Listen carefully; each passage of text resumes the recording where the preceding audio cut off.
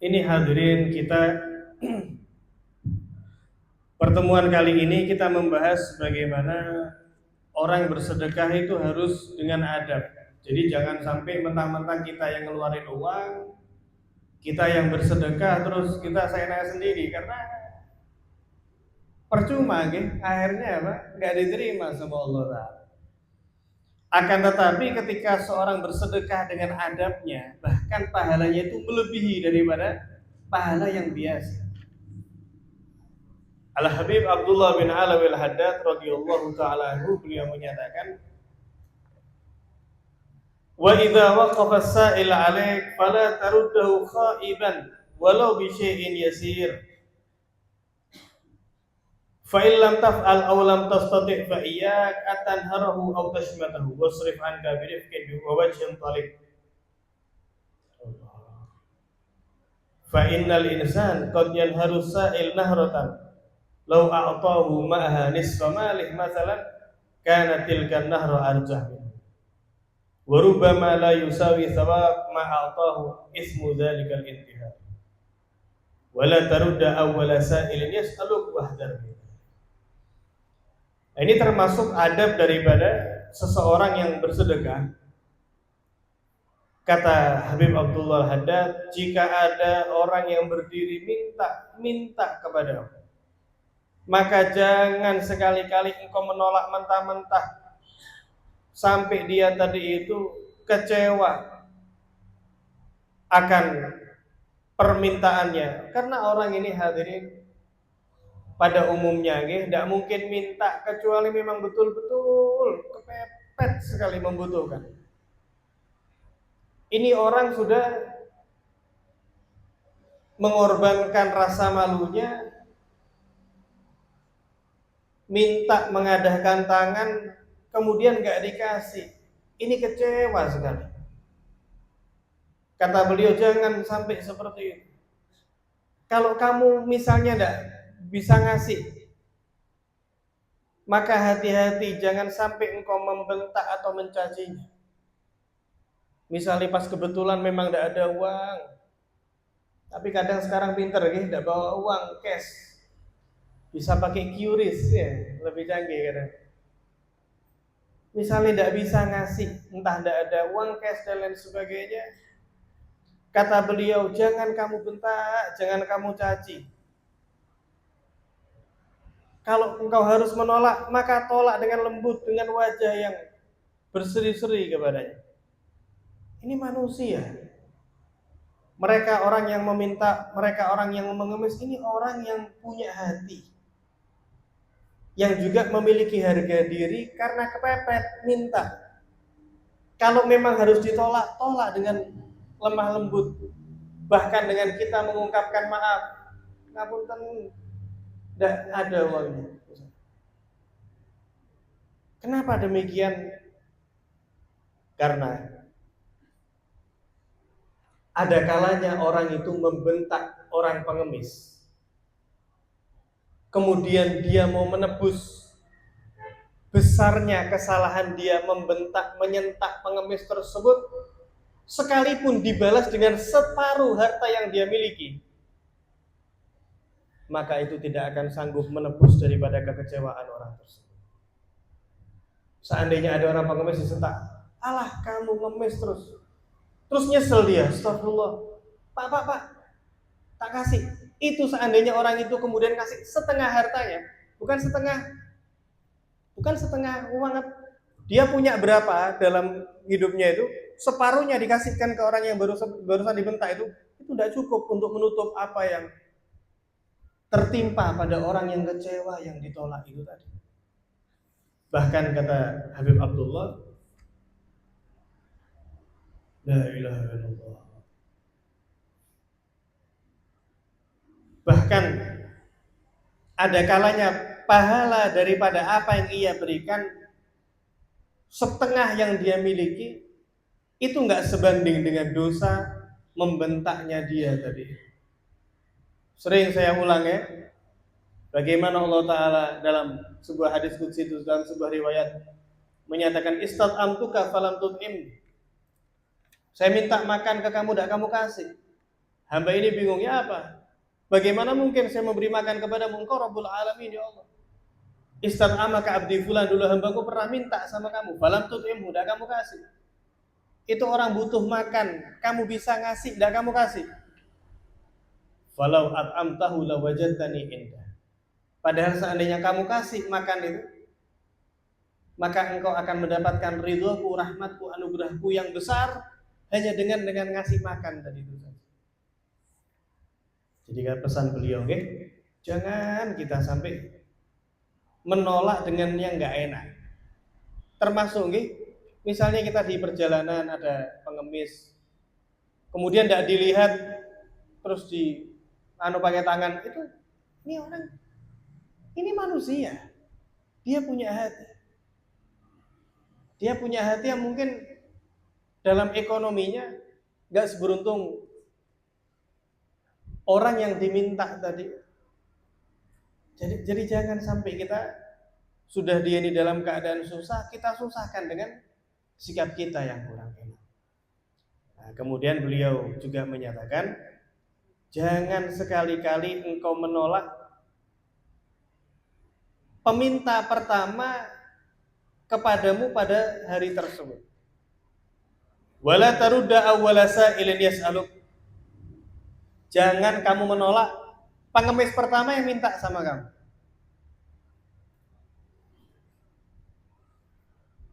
Jadi kita jangan sampai menolak pengemis, kalaupun harus ditolak dengan halus. Tapi hadirin, jangan menolak pengemis pertama yang kita temui. Misalnya kok panjenengan keluar rumah, terus entah di jalan, entah di tempat kerjanya, atau bahkan ketika di depan rumah ada pengemis, dia merupakan pengemis pertama di hari itu. Kalau bisa, kata Habib Abdullah, jangan ditolak. Kenapa? Karena sirnya ada di situ. Pengemis pertama ini keutamaannya berbeda. Karena ini kita memberi bukan dengan pilihan kita, tapi Allah Ta'ala yang menggerakkan dia untuk datang kepada kita, seolah-olah kita dites. Entah kalau kita nyari pengemis, itu kan keinginan kita ya, pengen bawa nasi berkatan, nasi bungkusan, nyari orang becak, itu kan kita yang mencari apa? Mencari orang yang menerima. Lah ini enggak, orang yang menerima yang mendatangi kita, dan itu orang yang pertama. Jangan sekali-kali ditolak. Itu seolah ujian dari Allah. Allah pengen ngetes. Ayo, kamu kasih enggak ini? Jadi bukan kehendak kita kan, tahu-tahu dulu ada pengemis. Kamu kasih enggak hambaku ini? Kalau panjenengan kasih orang itu, sirnya itu ada di situ.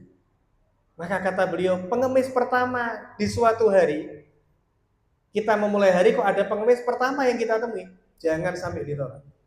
Karena sirnya ada di situ. Wa idza tasaddaqta, dan jika engkau bersedekah, fabda bi aqaribik wa arhamikil fuqara, maka mulai lihat ke orang-orang yang terdekat terlebih dulu. Kerabatmu, saudaramu yang membutuhkan, yang fakir. Ya. Kerabat dan saudara sudah aman, siapa para rawuh? Wajiranik al-muhtajin, tetangga para rawuh. Jangan sampai kita membagi sembako, wah luar biasa. Ya, pikap bawa sembako ini nyebar ke dulu, tetangganya tidak bisa makan. Sedekah kemana-kemana, traktir teman-temannya ini dan itu, membelikan makanan, minuman tanpa sedikit pun perhitungan. Misalnya, saudaranya ada yang kesulitan untuk makan, tetangganya ada yang kesulitan untuk makan. Padahal Nabi SAW bersabda, wallahi la yu'min man bata wajiranuhu ja'i wa huwa ya'lamu bi'au kama qala. Kata Nabi, demi Allah tidak dinyatakan beriman orang yang tahu tetangganya ini belum makan, kelaparan, tapi tidak dikasih makan. Nah, maka kata beliau, utamakan orang-orang yang terdekat lebih dahulu. Kenapa? Karena pahalanya lebih besar. Nabi SAW beliau bersabda, as-sadaqah alal aqarib sadaqah wasilah. Karena sedekah kepada kerabat itu pahalanya dua para orang. Kita dapat pahala sedekah wasilah kata Nabi, dan mendapatkan pahala silah, mempererat tali silaturahim tadi. Berapa banyak tali silaturahim yang gak bisa menjadi basah hubungan tersebut hanya dengan salam, hanya dengan kalam, ngomong tok misalnya. Gak perlu banyak ngomong. Kita kirim hadiah, kita kirim sesuatu kepada kerabat kita, kepada family kita. Itu lebih mujarab, itu jauh lebih berfaedah tanpa kita ngomong. Terus kirim salam tok misalnya ya. Salam ya, ini tolong sampaikan kepada saudara saya, sepupu saya, si Bapak Fulan itu. Kirim salam sampaikan ini. Kita kirim salam aja, asal ada sesuatu yang kita berikan itu jauh lebih bermanfaat daripada sekedar kita menanyakan kabar saja. Kita dengarkan adzan terlebih.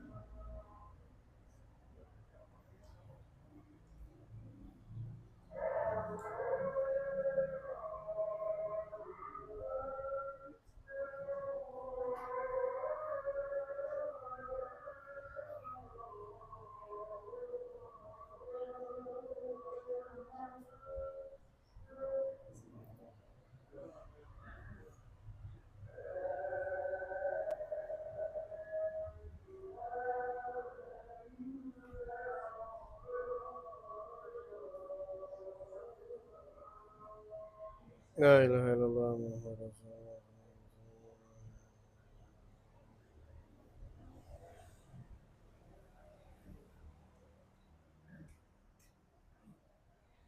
Paham? Jadi kalau kita pengen bersedekah, yang pertama harus kita perhatikan daripada kerabat kita terlebih dahulu.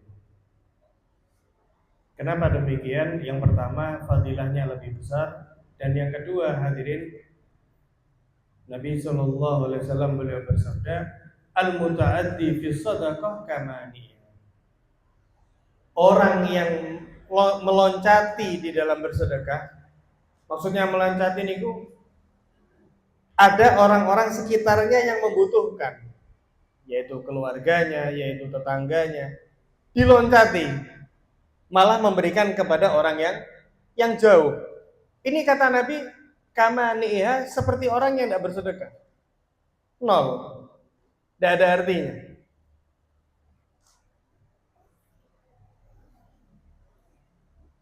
Di antara bentuk ngeloncati ini, yaitu ketika memberikan kepada orang-orang yang jauh kerabatnya, orang-orang yang nggak dikenal, padahal engkau tahu bahwa kerabatmu, bahkan tetanggamu, itu lebih membutuhkan akan hal tersebut. Ini bukan soal egois, Nabi ngajari, bukan.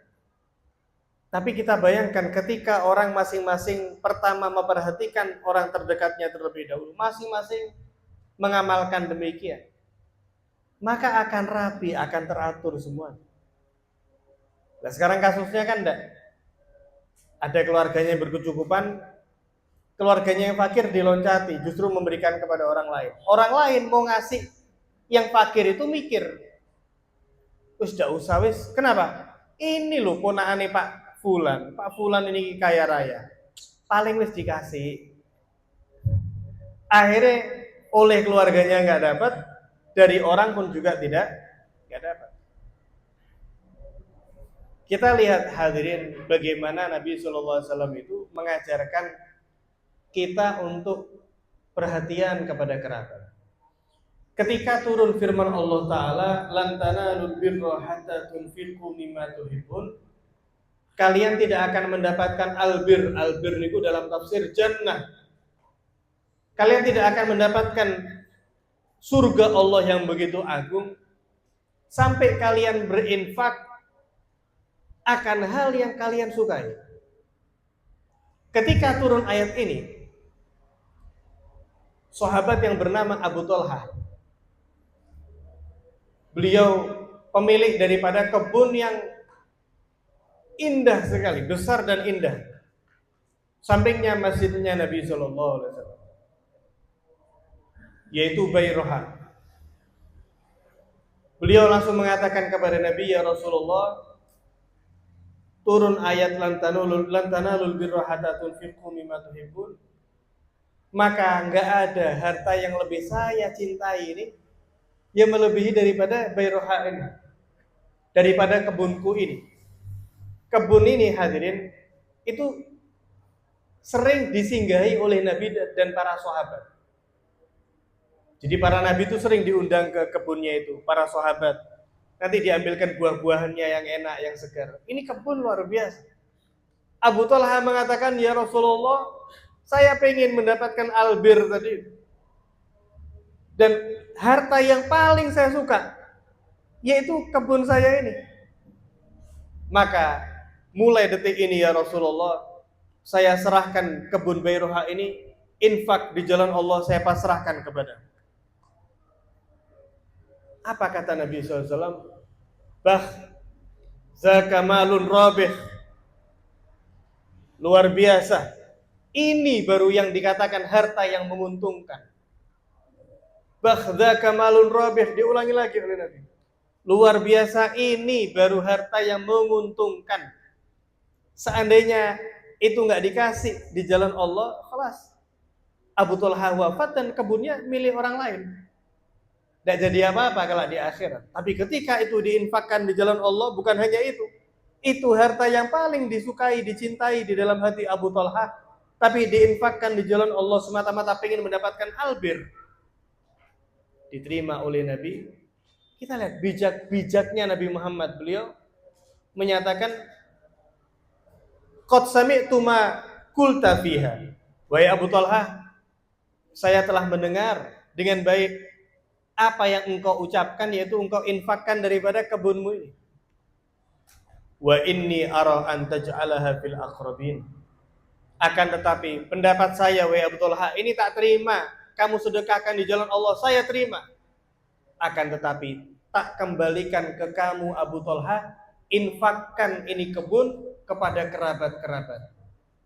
Syuf ya, bagaimana bijaknya Nabi SAW, diterima oleh Rasulullah sebagai pengorbanan yang besar daripada Abu Talha, dipasrahkan ini Abu Talha. terima kebun ini kembali, bagikan faedah-faedahnya kepada kerabat-kerabat. Ini Nabi SAW mengajari kepada kita untuk memperhatikan siapa? Kerabat-kerabat kita. Kemudian berikutnya di antara adab bersedekah, wa 'alaika bi shadaqatis sir, dan hendaknya engkau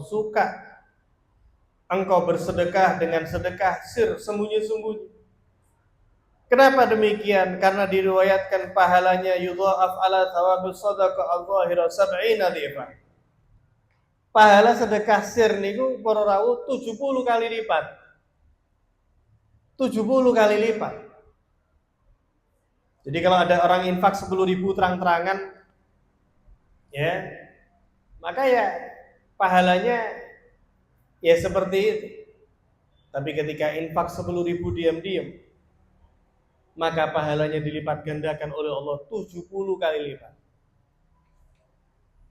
Bahkan Nabi SAW beliau bersabda, shadaqatus sir, sedekah sembunyi-sembunyi ini tudfi'u ghadabar Rabb, memadamkan amarah dari Allah Ta'ala. Kita ini siapa sih yang gak berbuat salah sehari-hari ini? Ada saja dosa kita. Mudah-mudahan selamat ya. Ada wae. Nanti keliru dalam ini, keliru dalam itu. Untuk meredam daripada amarah Allah, di antaranya adalah dengan sedekah secara sembunyi-sembunyi. Kata Habib Abdullah Haddad ini, beliau berkomentar, apa kiranya yang lebih besar, yang lebih mengerikan daripada amarah Allah, dan amarah Allah tidak bisa dipadamkan kecuali dengan cara bersedekah secara sembunyi-sembunyi. Ini menunjukkan betapa besar pahala sedekah secara sembunyi-sembunyi. Caranya banyak, tapi ya jangan bikin orang bingung ya. Moro-moro misalnya dimasukkan ke tas, ya, atau misalnya moro-moro masukkan kantongnya orang. Ya ini orangnya ndak zuhud, rezeki. Ya, kadang nemu barang yang dikira rezeki, kadangnya, nemu ini rezeki saya dari Allah. Nemu HP misalnya, nemu HP, rezeki misalnya. Ini hartanya orang. Ya. Apa namanya? Sehingga lebih baik para rawuh kalau misal panjenengan pengen sedekah sembunyi-sembunyi, ya mungkin bisa dikasih keterangan. Ya Pak, ini uang dari hamba Allah untuk panjenengan gini. Sehingga tidak tahu dari siapa ini. Yang tahu hanyalah pemberi tersebut dan tentunya Allah Subhanahu wa Ta'ala. Bisa dengan caranya seperti itu. Atau bisa juga dengan cara misalnya ketika orang tersebut mau beli barang ini sebetulnya harganya 100.000. Cuman karena melihat orang ini membutuhkan dan mungkin terasa mahal 100.000, ketika ditanya berapa ini harganya, ini 50.000. Padahal berapa? 100.000. Semata-mata niatnya yang 50.000. Itu ya pembelian 50.000 lagi itu merupakan sedekah penjual kepada pembeli tadi. Pembeli itu tahu enggak dia dikasih sedekah? Enggak tahu dia. Dia enggak tahu kalau dikasih apa? Sedekah. Inilah termasuk di antara sedekah sir. Seperti itu. Itu dahsyat sekali. Jadi hadirin, kita ini dalam hidup harus ada amalan-amalan yang tidak ada yang tahu satu orang pun, sekalipun pasangan kita, sekalipun keluarga kita, anak kita, harus ada sir antara kita dengan Allah Subhanahu wa Ta'ala. Nah, di antaranya dengan cara sedekah sir tadi. Allah Subhanahu wa Ta'ala berfirman, "In tubdu shadaqat fa ni'mahi." Ketika engkau menampakkan sedekah, maka itu baik. Enggak apa-apa, boleh. Wa in tukhfuha wa tu'tuhal fuqara fa huwa khairul lakum. Akan tetapi ketika engkau menyembunyikan sedekah tersebut dan memberikannya kepada orang-orang fakir sembunyi-sembunyi, bahkan orang fakirnya enggak tahu, maka ini lebih baik. Wa yukaffir ankum min sayyi'atikum, dan akan dilebur dosa kalian. Wallahu bima ta'maluna khabir, dan Allah Maha mengetahui apa yang kalian lakukan. Jadi kalau orang mau bersedekah terang-terangan boleh, tapi sembunyi-sembunyi tetap lebih afdal.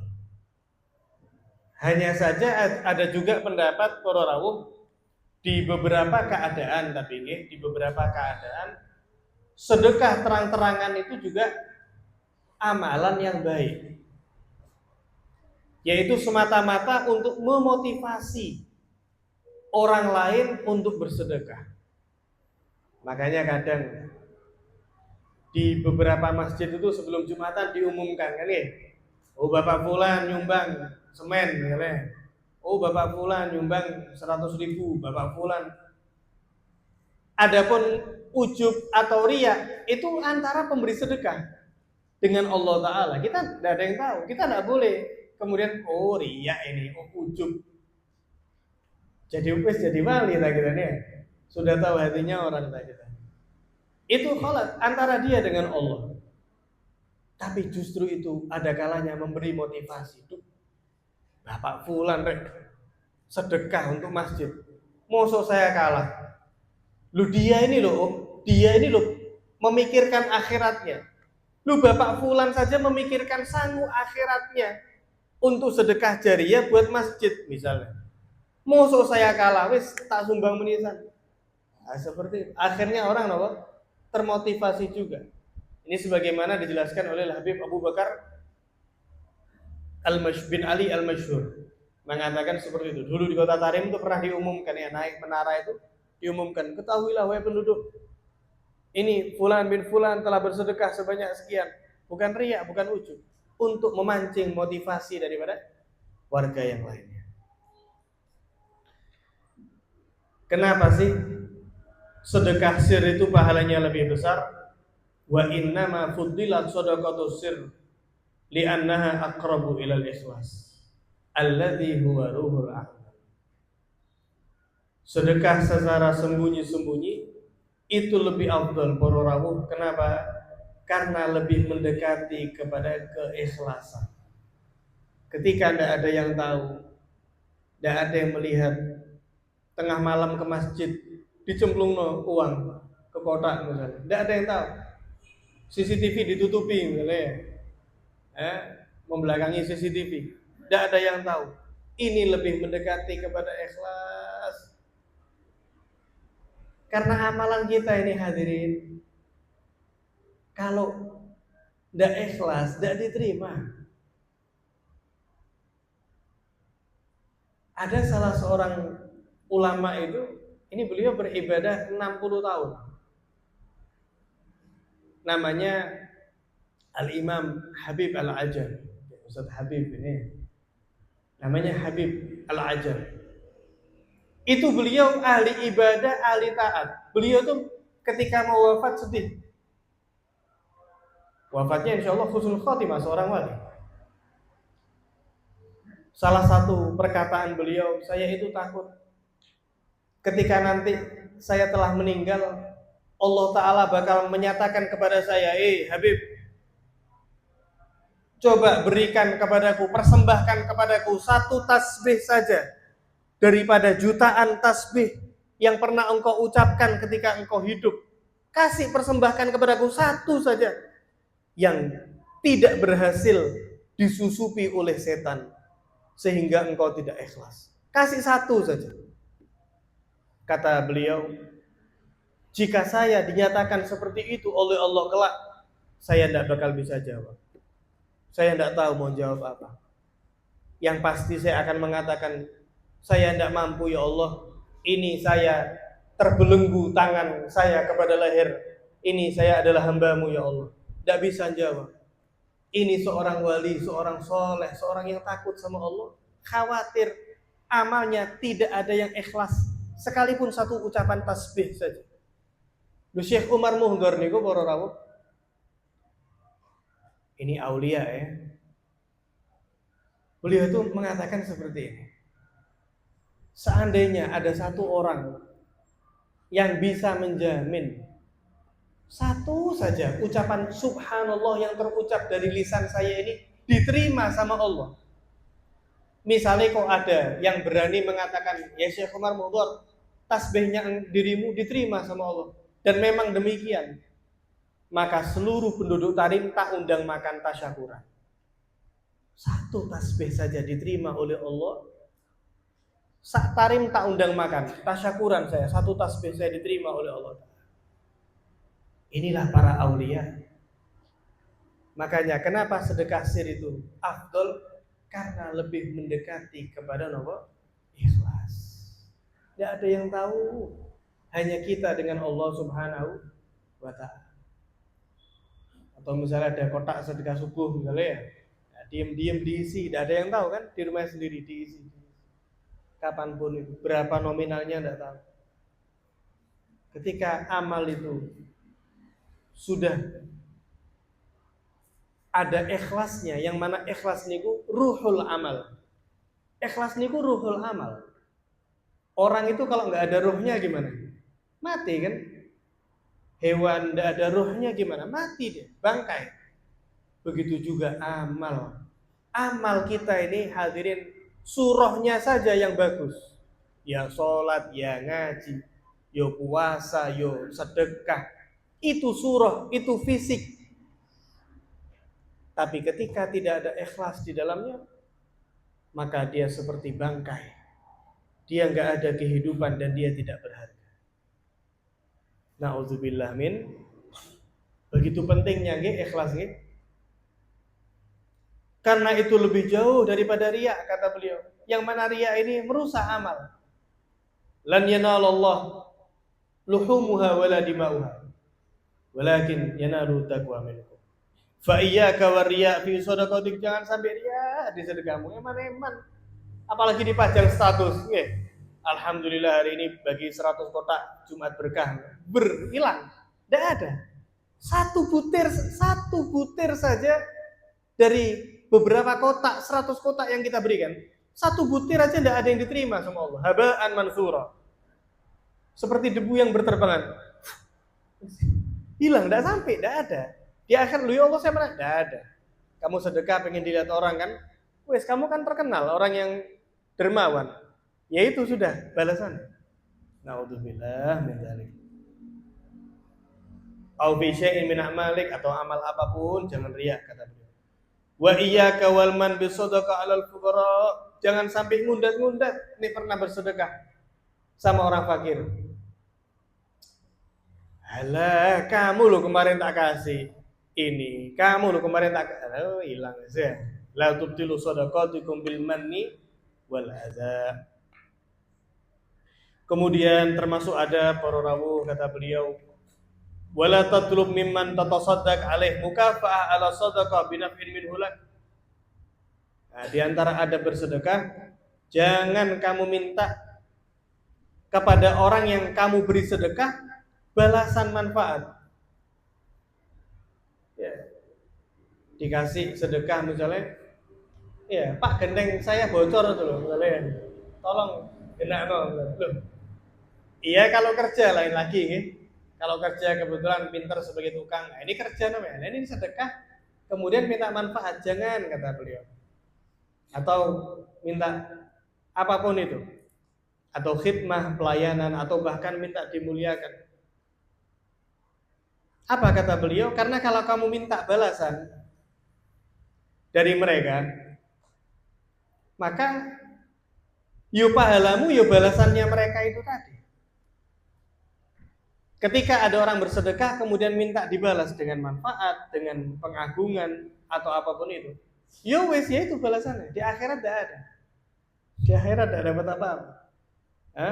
Karena huwa hadzak wa nasibak minha, yaitu bagian balasanmu, kata beliau. Yaitu bagian. Bahkan para rawuh, qad kana salafus salih yukafi'una al-fuqara ala du'aih lahum inda tasadduq alaihi bimithli du'aih. Para orang-orang soleh niku ketika memberikan sedekah, nah kita tuh kalau memberikan nanti biasanya kan didoakan sama orang tadi itu. Jazakumullah khair. Semoga Allah membalasmu dengan kebaikan. Itu mereka orang-orang solehin ketika didoakan dibalas, kan dibalas itu ya, memberi dibalas dengan manfaat yang berupa apa? Doa. Itu dibalas lagi sama orang soleh. Amin wa iyyakum. Jazakumullah khair, semoga Allah membalasmu dengan kebaikan. Dibalas lagi. Amin wa iyyakum. Panjenengan juga mudah-mudahan apa? Dibalas kebaikan. Kenapa demikian? Takut jika doa yang diberikan oleh orang yang diberi tersebut ditulis oleh Allah sebagai balasan akan sedekah tersebut. Paham ya? Jadi ketika diberi, didoakan lagi. Wis, kamu doakan saya, tak doakan juga. Wis, jangan kamu balas. Nanti Allah Ta'ala yang balas. Nah, ibarat kata seperti itu. Saya punya guru. Sangat alim jelas, terus beliau ini orangnya warok zuhud. Itu Mufti Tarim. Beliau Syekh Muhammad bin Ali Ba'udhan. Beliau itu sampai pada tingkatan, beliau itu kan guru ya, mengajar. Beliau itu sampai pada tingkatan ketika ngajar diambilin air minum itu tidak mau. Kenapa? Khawatir pemberian air minum daripada santrinya itu dijadikan balasan daripada ngajarnya beliau itu tadi. Jadi beliau nggak rela kalau ngajarnya beliau ini kemudian dibalas dengan apa? Adanya manfaat berupa dikasih air minum. Ini bukan berarti kita ngaji dikasih air dah full ya. Ini level yang the next level ini. The next level. Ketika beliau jalan, ada santri yang mau bonceng beliau ke rumahnya, tidak boleh, ditolak, tidak mau. Takut nanti digonceng itu menjadi balasan daripada apa? Mengajarnya beliau. Beliau ikhlas karena Allah, beliau mengharapkan pahala fadilah daripada mengajarnya, kelak di akhirat dibalas oleh Allah Subhanahu wa taala. Adapun kita sebagai santri harus memuliakan apa? Guru. Nggih, kita punya guru ya kita muliakan dengan air minum, dengan kelengkapannya dan lain sebagainya. Nah, itu cuma apa? The next level nih, nggih. Nah, Syekh Muhammad bin Ali napa? Ba'udhan. Mudah-mudahan sehat afiat beliau ya. Amin ya rabbal alamin. Jadi takut mereka orang soleh itu takut pahalanya jadi kalong, kurang. Itu gara-gara doanya orang fakir tadi. Wadzalika ghayatul ihtiyat. Ini hati-hati yang luar biasa. Pak, tak doakan jenengan ini. Amin, mudah-mudahan jenengan juga. Nah, wis satu sama berarti ya. Satu sama, tidak ada yang lebih unggul. Nanti dibalas sama Allah Ta'ala kalau di akhirat.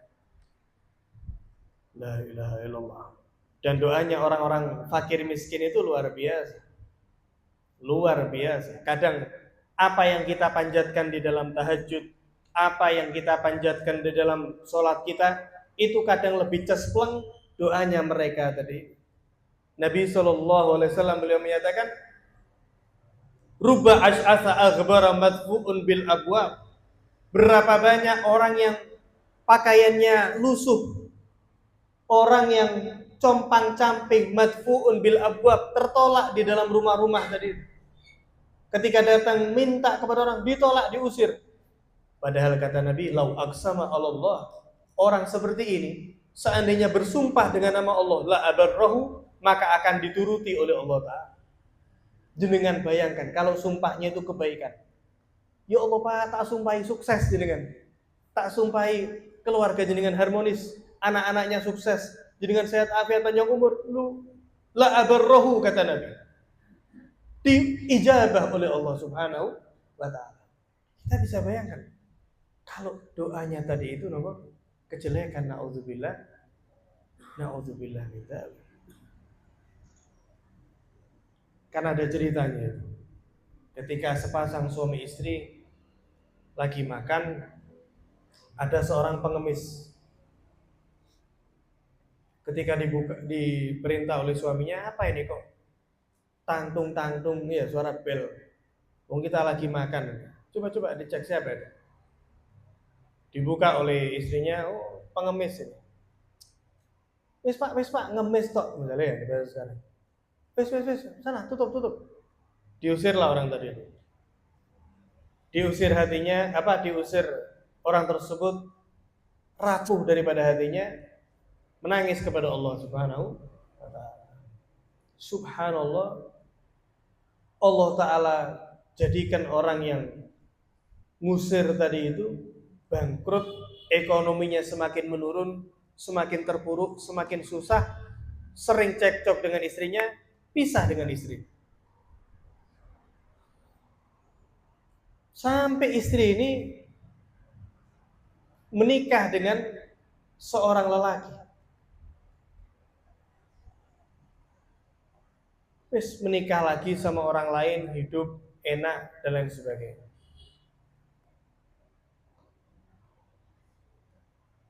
Subhanallah, kejadian yang sangat mirip sekali. Pas sama suami baru ini makan di ruang makan, persis ada orang yang mengetuk pintu mau minta makan. Coba dilihat siapa itu. Dibuka pintunya, lama sekali, istrinya ini ditunggu. Duh, siapa, Bu? Dah noleh-noleh ini istri. Lah kok istrinya tadi itu balik nangis. Duh, kenapa kok nangis? Siapa? Kalau minta makan, ayo kita kasih makan. Kita pas lagi makan ya. Nangis istri tadi itu.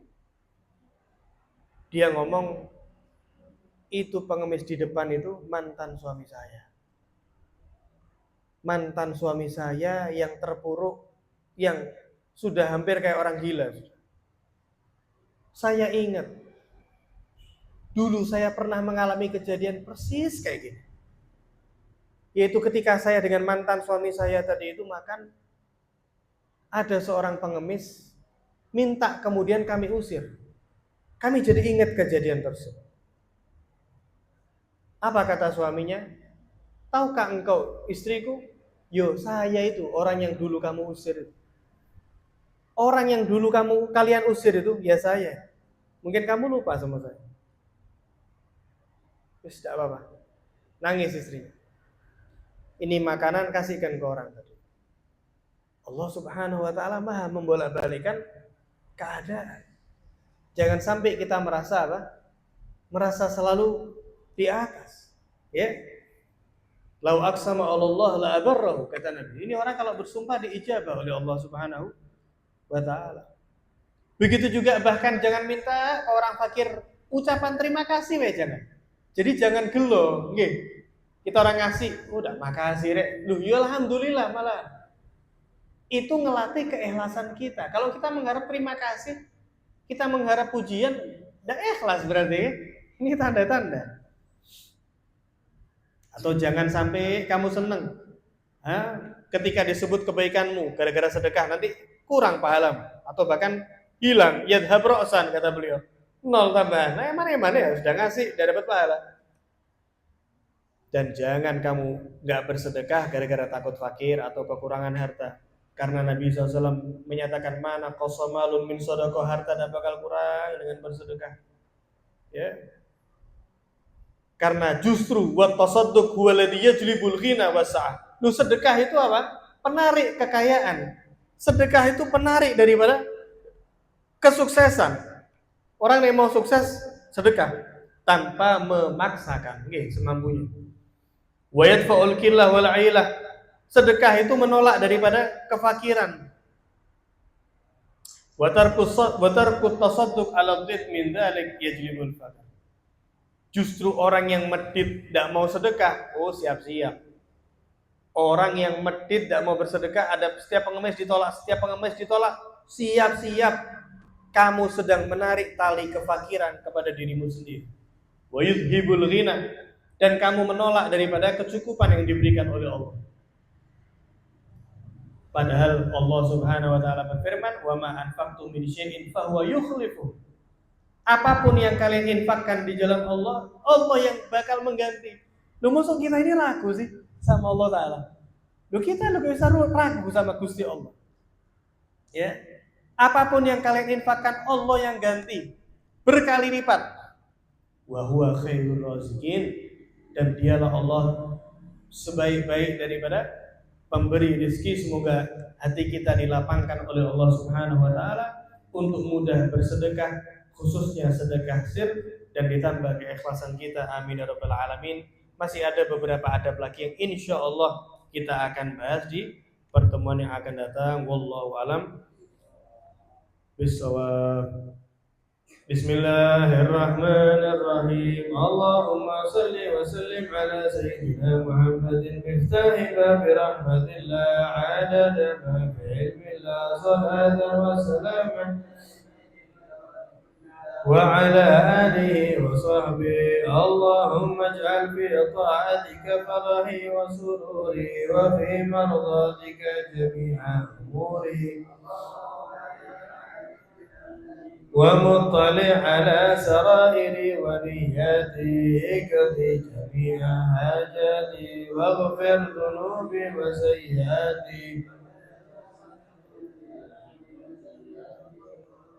جميع حسناتي وسامحني فيما مضى وما يهدي واكتبني في ديوان سادتي واسلك بي سبيل نجاتي في حياتي